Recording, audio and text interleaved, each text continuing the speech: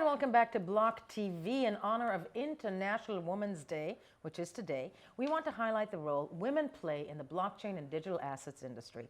And to do that, I am joined by 3 men and 1 woman. No, but seriously, I'm joined by the crack team that is Block TV's reporters, starting with Zachy Hennessy. It's me. Part woman. Ron Spitzer, full woman. And of course, Yona Hochhauser. Very gorgeous man, could be a woman, and Asha Westrup Evans, again, part woman. And I say that because all of us are part woman, given the fact that we came from...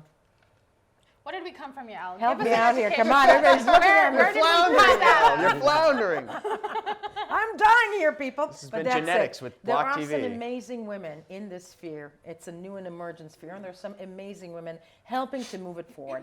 And we turn to each one of you to pick the woman that really highlighted the year in the crypto sphere, and for that, each and every one of you chose one. And we're going to start actually with your picks. Ron, with you, of who is the woman you picked and why. There you go. Okay, so I went with the good old Perianne Boring, who's been in the space for quite some time. She founded the Digital Chamber of Commerce, the American advocacy group that supports and promotes emerging technologies, right, like blockchain, crypto, digital assets and the like, in 2014. So she's really been in this game for quite a while. She's an adjunct professor of blockchain at Georgetown University School of Business, which is super cool. And she truly believes that blockchain education is imperative. And just in case it's not enough, when all the Iran stuff was going around, this is what she had to say about Bitcoin. So Bitcoin has proved itself over and over and over again that it works. It's an alternative to other systems that are out there. And it's a reminder when we have geopolitical issues that there are other options for people to opt into.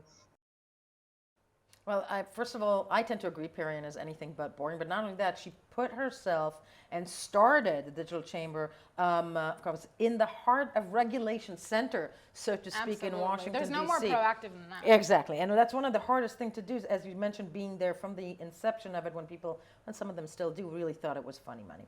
But we are going to move to you, my dear man, Yona, right? Yes, to see who your pick is, please.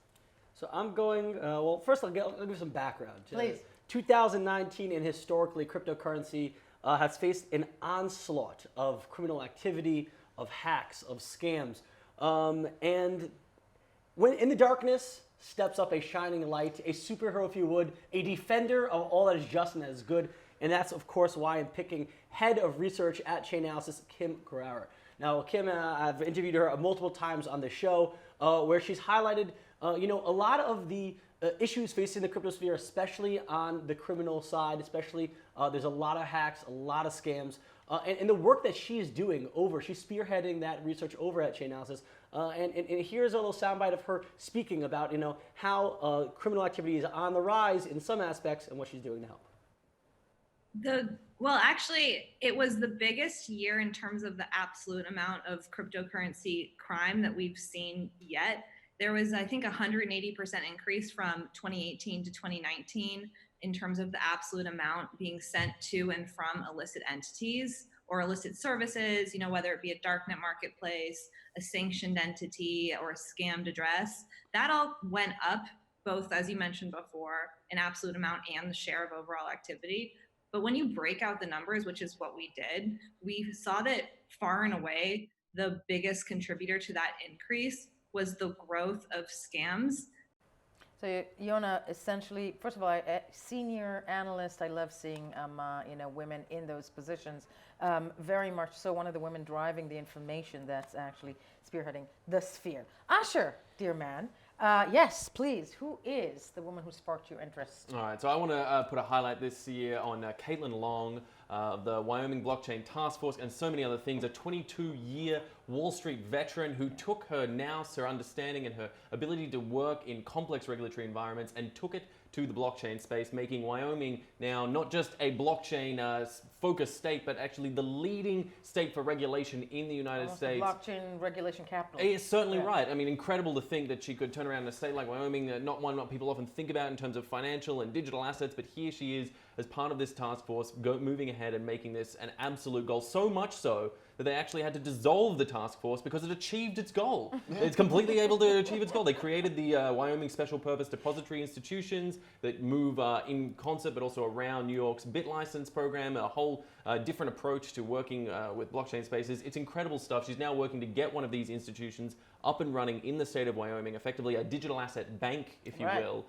Really helping to progress the US into the 21st century when it comes to blockchain and digital asset technology and regulations. And we can take a little listen to hear some of what she's had to say in our last interview. I want Wyoming to have the lead, obviously, because we really stuck our necks out, and I think we will. I think at most, or at minimum, we'll have an 18-month to 2-year lead, even on other US states that want to be a fast follower.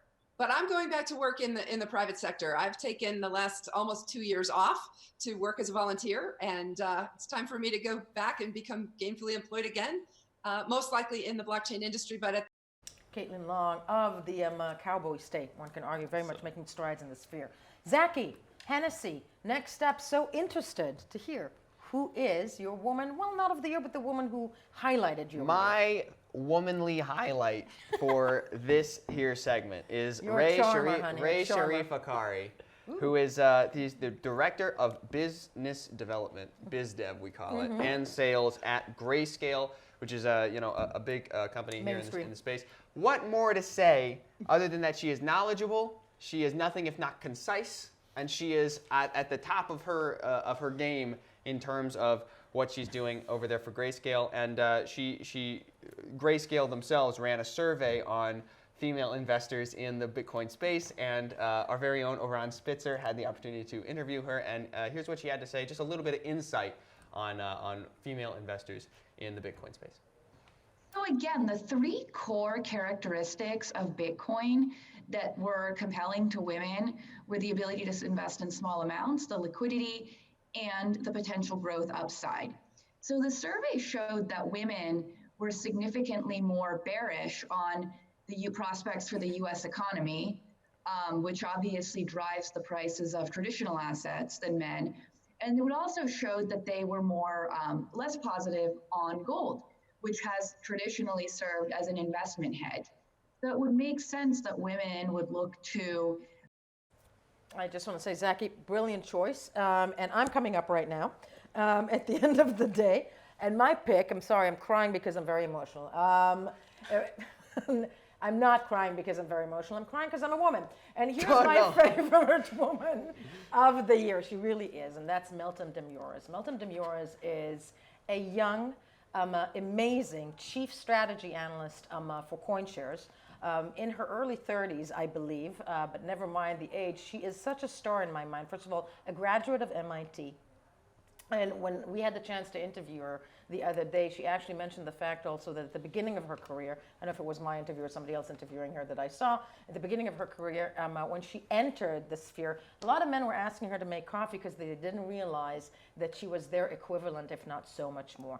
And Meltem Demirors not only is a brilliant mathematical mind, a brilliant former trader, now part of now a strategist at CoinShares, but she's also funny. She's got a sense of humor. She likes keeping it weird, and this is her mantra. Life is really short, and life is really interesting. And my view has always been that you should do things you enjoy, and you shouldn't be afraid to, be yourself and be a little strange. Crypto is weird. Crypto is very strange. We're a bunch of crazy people who believe in magical internet money. And I think sometimes in these conversations in our community and in our industry, people are very serious. There's a lot to talk about regulation. People are trying to bring crypto into Wall Street. But I am always sort of drawn back to the fact that, we're a community of people who have ideas that are not mainstream. We're a group of people who care about a set of ideals that are not mainstream. We're all a little strange in our own way. So I'm trying to have some fun in the process and really enjoy it. Like, life is meant to be enjoyed. Life is meant to be enjoyed, and life is meant to be equal. Let's raise our glasses, those of us who have it. International Women's Day 2020. What is your wish for next year? No International Women's Day. Amen. Thank you, lady and gentlemen. We were BLOCKTV, and here's good luck to every woman out there.